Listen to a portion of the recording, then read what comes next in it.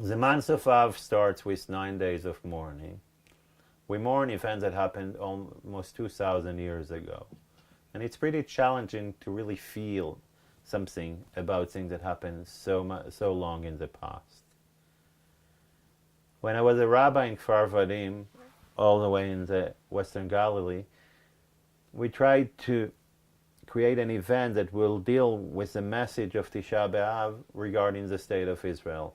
We gathered 4 people to speak about the state of Israel between destruction and redemption, to try to see where we are.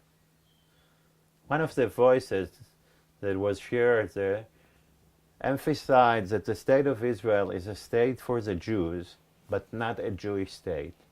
It was a place that Jews can come to, but it had, and shouldn't, according to the speaker, have any Jewish content.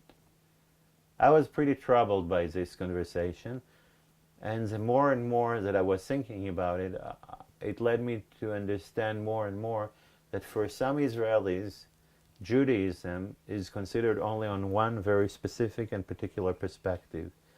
And that probably has to do with the fact that a very loud voice in the discourse and in the media said that there's only one way to really be a Jew. An observant, Frumkeit, very specific.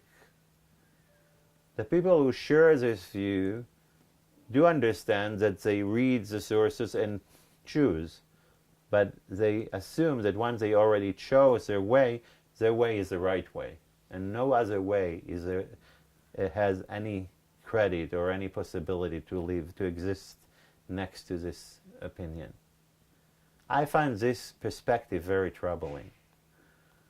The Tisha BAv story, as is told in the Talmud, tells us all that it was about a debate, about the fact that people couldn't understand each other, about the fact that people didn't listen to each other, that the voices were not really heard.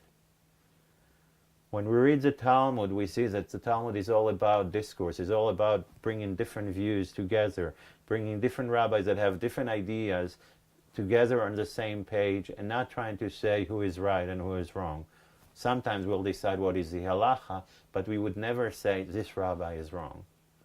I think that the message of this is there are many ways to be Jewish.